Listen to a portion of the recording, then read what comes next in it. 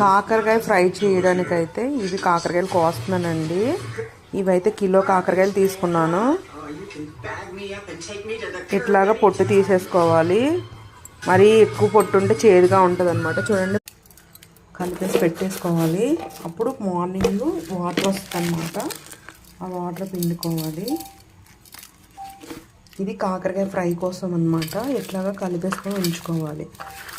కలిపేసుకొని ఉంచుకున్న తర్వాత కాకరకాయ ఫ్రై చేసుకోవడానికి ఒక పెద్ద సైజు 3 ఉల్లిపాయలు అయితే తీసుకున్నానండి. ఇవి ఉల్లిపాయలు వేయడం వల్ల కూర అయితే ఫ్రై అయితే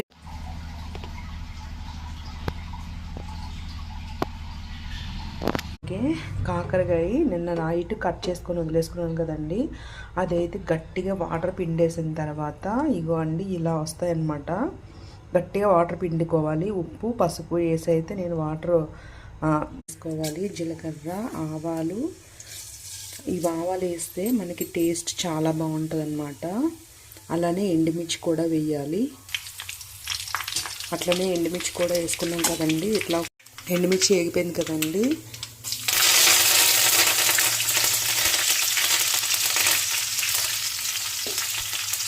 ఇలా కరివేపాకు వేసుకొని కలపాలి. అందరూ ఉల్లిపాయలు వేస్తారు కదా, ఇప్పుడైతే ఉల్లిపాయలు వేయకూడదు. కాకరకాయ ముక్కలు వేసుకున్నాక సగం వేగిన తర్వాత ఉల్లిపాయ వేయాలి. నేనైతే కాకరకాయ ముక్కలు అయితే వేసేస్తున్నాను.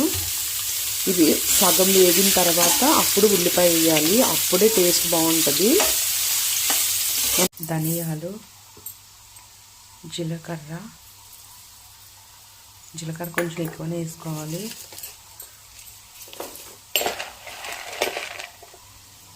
అట్లానే పుట్నాల పొడి ఇది వేసుకుంటే అదే కాకరకాయ ఫ్రై చాలా టేస్టీగా ఉంటుంది. ఒక 2 గుప్పులు ఎగస్ట్రానే వేసుకోవచ్చు, బాగుంటుంది. తర్వాత ఇది మిక్సీ చేసిన తర్వాత ఎల్లుల్లిపాయ, కారపొడి, ఉప్పు వేద్దాము. పుట్నాల పొడి, జీలకర్ర, ధనియాలు మిక్సీ చేసుకున్నాం కదండి. ఇప్పుడైతే అలానే వెల్లుల్లిపాయలు పొట్టుతోనే వేస్తున్నాను.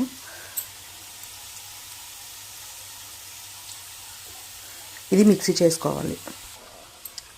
కారపొడి అయితే రెడీ అయిపోయిందండి. మిక్సీ చేసేసుకున్నాము. మిక్సీ చేసి పక్కన పెట్టుకోవాలి. లాస్ట్లో వేసుకోవాలి ఇది అన్నమాట. అది కిలో కాకరకాయలు. ఇంకా ఉల్లిపాయలు చూడండి ఎలా మగ్గిపోయినాయో. చాలా బాగా వేగింది. ఇలానే వేయించుకోవాలి.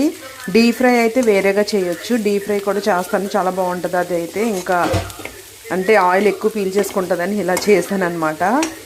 అట్లానే ఇప్పుడు పొడేసేద్దాం.